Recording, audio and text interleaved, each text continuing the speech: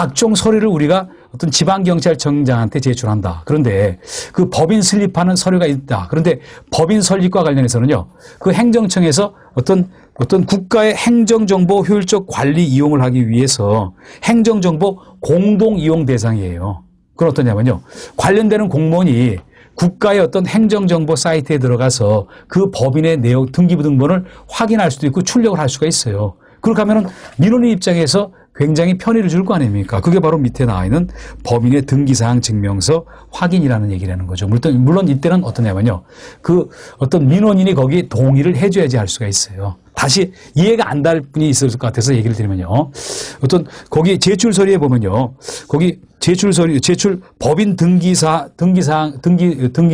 관련되는 사안들이 있는데, 그걸 법인 등기부 등본을 떼지를 않고 관련 공무원이 그 행정기관 사이트에 들어가서 확인할 수가 있다라는 얘기를 여기서 했다, 이렇게 봅니다. 이제 그리고 그 다음에 진짜 중요한 거는 어떤 얘기냐면요, 어떤 경비업자의 시설 기준과 관련되는 얘기가 나오는데, 이 부분은 9페이지에 나와 있는 그런 기준은요, 그 암기를 여러분이 좀 해놓으셔야 될 것 같아요. 그래서 5가지 경비업마다 어떤 인력이 어떻고 자본금이 어떻고 시설이 어떻고 장비 관련되는 거, 이거는 꼭 외우셔야 된다는 얘기인 거 아닙니까? 그래서 경비업 시설 기준 등 이렇게 한번 봅니다. 이렇게 볼게요. 경비업 시설 기준 그래놓고, 여기는 자본금과 관련되는 얘기도 나오고, 또 그리고 이거 말고도 어떤 인력 시설, 그리고 또 그 다음에 장비와 관련되는 거, 이런 기준을 갖춰야 된다는 거 아닙니까? 그래서 이 내용들은 일정 부분 여러분이 암기를 하셔야 돼요. 그래서 먼저 한번 자본금서부터 봅니다. 자본금서부터 보면요, 여기는 특징이 뭐냐면요, 여기 또 조심해야 되는 게 뭐냐면요, 종전에 우리가 특수경비 업무를 제외하고 나머지 4가지 경비 업무가 자본금이 5천만 원이었다가 1억으로 상향 조정됐어요. 과거에 1억이었다가 5천으로 내려갔다가 다시 1억으로 올라갔다는 거 아닙니까? 그래서 뭐 이렇게 새로 공부하시는 분들, 과거에 공부하시는 분도 이게 바뀌었네, 이렇게 아마 느끼실 겁니다. 그래서 뭐냐면요, 한번 봅니다. 이게 시설, 그리고 호송, 신변, 기계, 이런 건 어떠냐면요, 이거는 1억 이상이다. 그렇지만 특수경비원은 아무래도 좀 많아야 될 거 아닙니까? 특수경비업무는 그 경비업자가 어떤 무기도 사서 어떤 기부 체납을 해야 돼요. 그러다 보니까 여기는 3억 이상으로 이렇게 했다는 거 아닙니까? 그래서 이게 조금 차이가 난다 하는 거 정리를 해 놓으시길 바랍니다. 이제 그리고 그 다음에 경비 인력을 쪽을 가서 볼게요. 인력을 가서 보면요, 일단 어떠냐면요, 기본이 되는 거는 이렇게 볼게요. 우리가 그 앞쪽에도 나왔지만요, 경비원 뭐 20명 이상, 또 그리고 뭐 그 다음에 나왔던 뭐 어떤 여기 경비조사 1명 이상, 일단 경비조사 한 사람 이상은 공통이거든요. 일단 경비지도사 1명 이상은 일단 공통이다. 그리고 그 다음에 봅니다. 시설 경비원은 어땠죠? 20명 이상이라고 얘기를 했었죠. 그리고 호송의 경우를 어떻게 얘기했죠? 그리고 이걸 봅니다. 호송하고 신변은 어떠냐면요, 각각 무술 유단자가 그 중에 있어야 돼요. 무술 유단자가 5명 이상 있어야 포함된다는 거 아닙니까? 5명 이상이 있어야 된다 봅니다. 5명 이상. 그래서 주의하실 거는 뭐냐면요, 무술 유단자가 어떤 인력에 필요한 거는 호송하고 신변 보호다, 이렇게 봅니다. 여기 특수경비는 안 나왔어요.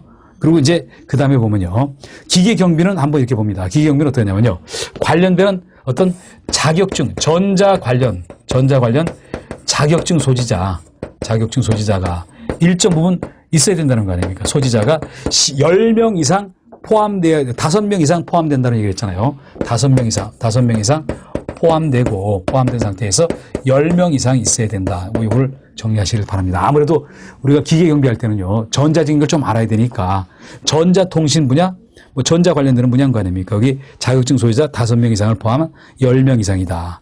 또 그리고 여기는 특수경비는 어떤 특수경비원, 일반 경비원이라 특수경비원 어떤 10명 이상이 20명 이상이 확보가 돼야 된다, 이렇게 봅니다. 그래서 다시 한번 얘기 드려볼게요.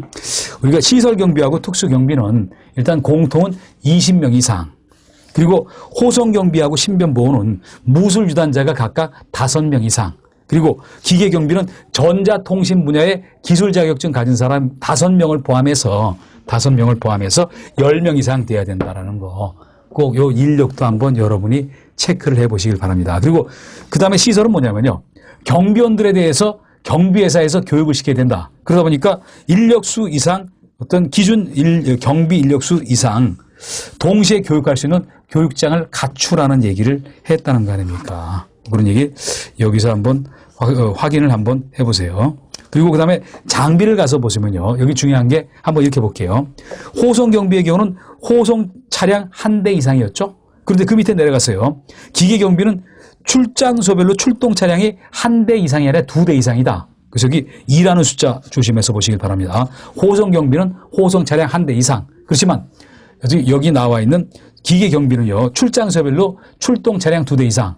그래서 이렇게 볼게요. 그 출장소별로 어떤 관리하고 있는 지역이 있는데 그 지역이 일정 규모 이상이다. 그러면 차가 2대 이상이 있어야지 카바가 될 거 아닙니까? 그래서 이렇게 이 내용들 꼭 정리를 한번 해 보시고요. 그리고 이제 그 다음에 가셔가지고 한번 그 얘기를 한번 확인을 한번 해봅니다. 그 다음에 가서 보면요. 그 밑에 비고에 있는 내용도 한번 볼게요. 비고에 있는 내용들 보면요.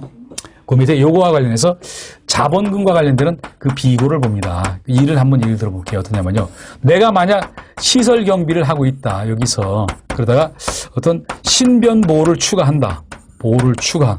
이게 가능할 거 아닙니까? 이런 데도 자꾸 늘고 있으니까요. 그때 자본금을 얼마나 하냐. 시설 경비가 1억이다 그러면요. 이거 가지고 이것도 같이 해버리면 돼요. 별도의 1억을 추가할 필요가 없다는 얘기가 그 밑에 나오는 거 아닙니까? 그래서 자본금을 갖춘 경비업자가 그 외의 경비 업무를 추가로 하고자 할 때 경우 자본금을 갖춘 것으로 본다. 그래서 별도의 자본금 갖출 필요가 없다. 그렇지만 좀 다르다는 거 아닙니까? 근데 이렇게 볼게요. 어떤 별도로 같이 하기 때문에 별도로 갖출 필요가 없다. 별도로 갖출 필요가 없다. 그렇지만 이렇게 봅니다.